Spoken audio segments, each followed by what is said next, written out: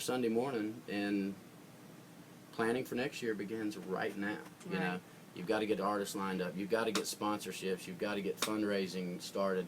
And then I kind of segued into talking about the fact that, yes, Jimmy Rogers is the father of country music, always will be, but he's the only guy in existence or at all who is in the Songwriters Hall of Fame, the Country Music Hall of Fame, and the Blues Hall of Fame. And, you know, so, yes, traditional country night was great, but I think a lot of people had fun Saturday night. We had a Mississippi roots blues rock band called Blue Mountain that I've known for 20 years, and they were great, fantastic. Everybody who's into music around here knows Kerry Hudson and Blue Mountain. And then, of course, Cedric Burnside, who's a hill country blues artist, just rocked the house. He came to the Brick House after the festival was over, and if you've seen my or my Facebook, you've seen that show. He came and sat in with the band that was already playing. So, you know, we had a celebration of, yes, Jimmy Rogers is the father of country music and always will be and should be recognized as such. But he, you know, he was a blues guy. Right. Howlin' Wolf is Howlin' Wolf because he couldn't yodel.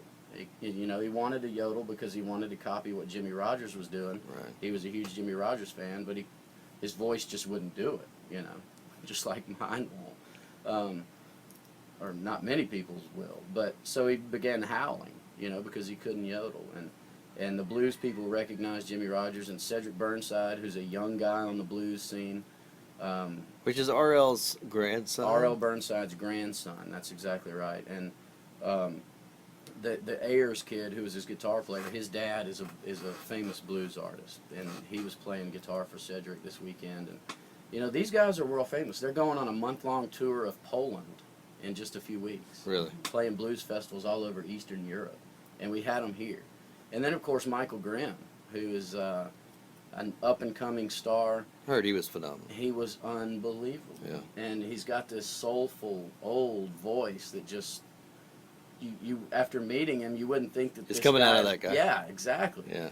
And, you know, he played the Beau Rivage, and I don't know if I was told the number that the Beau Rivage played him, and I don't want to put it out there in case it's a secret, but he did the Jimmy Rogers Festival for considerably less. I mean, so the talent is there. The talent's there, and they love it.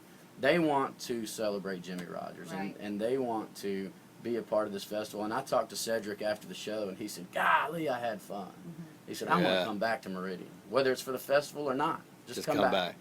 And this was about the third time he's played here, and he had a ball just like he always I'll give a does. shout out to the great David Zettler for David drumming in Zettler. his sleep, even. For drumming in his sleep. That was a couple of weeks ago.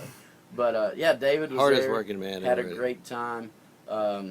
He enjoyed himself just like everybody else.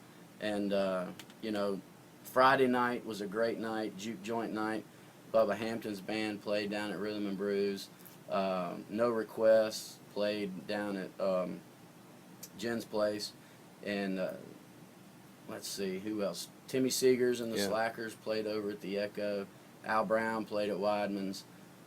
David Lauderdale's band played outside at the Echo, so they actually had two bands. So Steve Wilkerson played...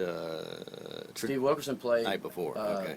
He played the afternoon, Thursday afternoon. Okay.